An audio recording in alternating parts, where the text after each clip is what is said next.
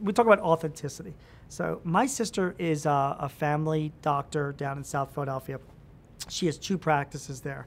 And so she's my sister, so I wouldn't let her cut my fingernails. But I'm told she's a pretty good doctor, and she's been doing it for like a number of years.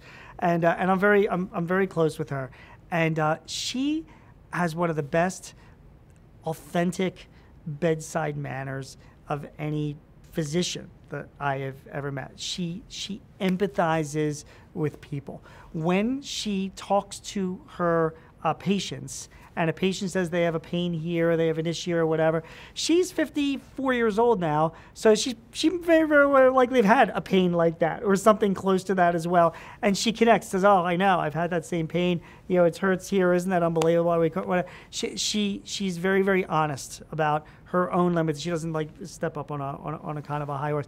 And I feel the same way when it comes to my clients. I really like to admit my shortcomings, because I think it makes me, I can empathize with my clients. When a client calls because somebody in my company has not responded to a support issue, you know, I go nuts about it. You know, if my printer is down, which my printers always seem to go down, particularly when I'm trying to print something out, I go berserk if I can't get like an actual, you know, like support on it right away. Like I get it, you know, I mean, I know how that feels.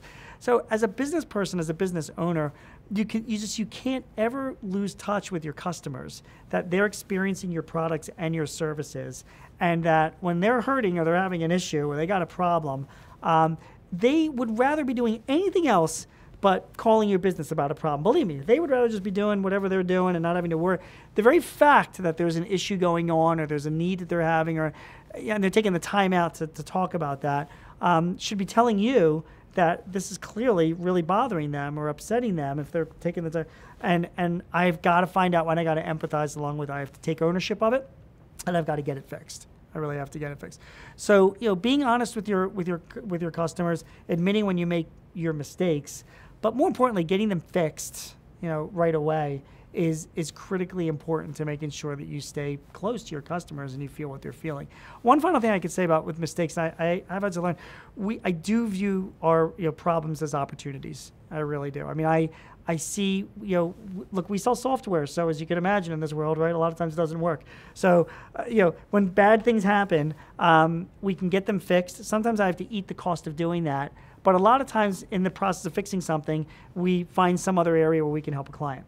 So we can say, yeah, let's get this fixed or whatever. I know it's going to take some time. No, of course you don't have to pay for that. But by the way, we were noticing you could be using this add-on product or this additional service, and it can turn into an opportunity. So I wouldn't look at any problems as being something that's a headache. It is an opportunity to engage with your customer and help them and show them that you do care. And maybe you can identify other work.